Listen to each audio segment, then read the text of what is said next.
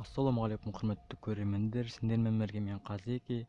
Достар, бүгінгі видеода топ видео просто лава болайын деп тұр ше. Бүгін күтпеген жерден бунтарканы ұстап алдық. Оның түрін көбісі білмейді, барлығы да білмейді десе де болады. Бүгін оның бір ғана қателігінен оның түрін танып, көріп, біліп алдық.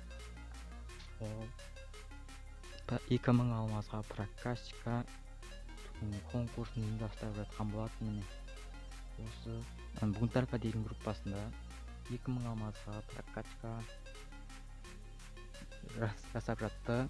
Және дәл бүгін 30 күні стримда прокачканы анықтаймын деген болатын. Сол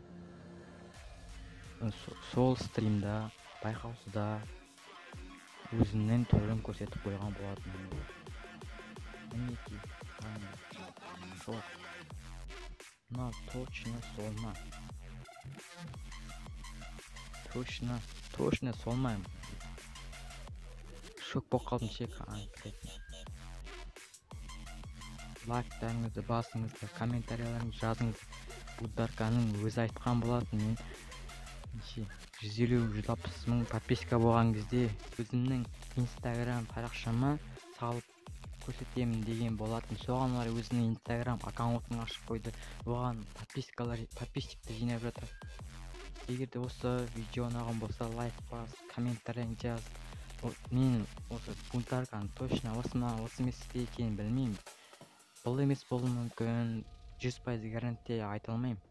Дәл осы деп басқа әдейі салып қою да мүмкін. Мен бұл дәл осыны көрген кезде мен видеоны шығардым.